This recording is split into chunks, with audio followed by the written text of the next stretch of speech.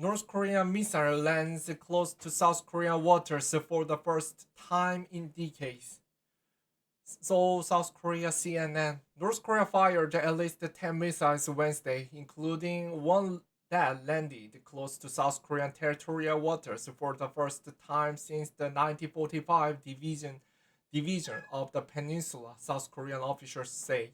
Source Joint Chief of Staff called JCS said one short-range ballistic missile landed in international waters 167 kilometers 104 miles northwest of South Korea's Ulleung Island, about 26 kilometers south of the northern limit line called the NLL, the de facto inter-Korean maritime border that North Korea does not recognize.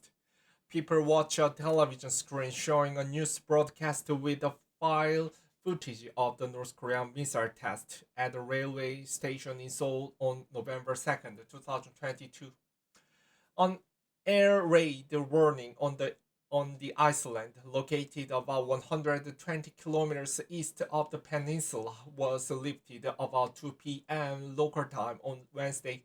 South Korean President Yoon said the North Korean test was the effective territorial encroachment. At the Emergency National Security Council called the NSC meeting, Yoon ordered that the stern response be swiftly taken so that North Korea's provocations pays a clear price, according to South Korea's presidential office.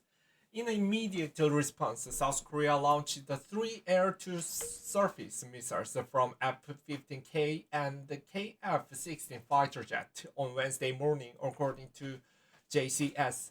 JCS said the South Korean Air Force targeted international waters north of the NLL at equal distance to that which the North Korean missile had earlier landed south of the line. Our military's precise strike showed our will to firmly respond to any North Korean provocations, including short-range ballistic missile, and our capability and readiness to precisely target the enemy, JCS said. North Korea is fully responsible for the situation as they are the ones continuing to provoke, despite the warnings, JCS added. Rising tensions. Wednesday's launch is North Korea's 29th this year, North, according to a CNN count. The aggressive escalation in weapons testing has sparked alarm in the region, with the US, South Korea, and Japan responding with their missile launches and joint military exercises. On Monday, the United States and South Korea began previously scheduled large-scale military exercises called Vigilant Storm. The maneuvers involve 240 aircraft and thousands of service members from both countries, according to the U.S. Defense Department. U.S. Defense Secretary Lloyd Austin is scheduled to meet with his South Korean counterpart Lee Jong-sub at the Pentagon on Thursday.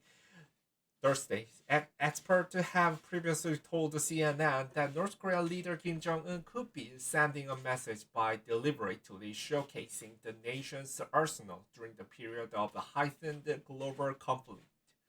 Last month, North Korean state media broke 6 months of silence over this year's spate of missile tests, claiming they were meant to demonstrate Pyongyang's readiness to fire tactical nuclear warheads at potential targets in the south.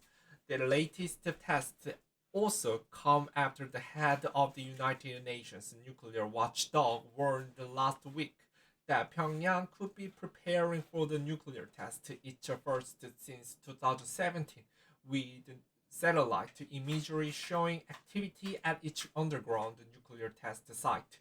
We are following this very, very closely. We have it. Doesn't happen, but indications unfortunately go in another direction, said the International Atomic Energy Agency chief Rafael Grossi last Thursday. North Korean leader Kim Jong Un has ramped up missile tests this year. Japan's response. Speaking Wednesday, Japanese Prime Minister Fumio Kishida told reporters that North Korea is launching missiles at an unprecedentedly high frequency.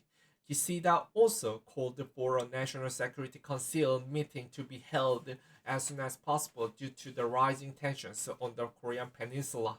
Earlier Wednesday, Japanese Defense Ministry Yaokazu Hamada said North Korea fired at least two missiles and both are estimated to have fallen outside Japan's exclusive economic zone called the EEZ.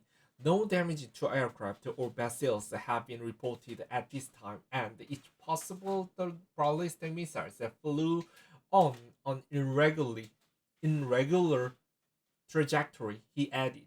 The story has been updated to reflect that North Korea fired a number of missiles of various types and the distance in kilometers from the NLL.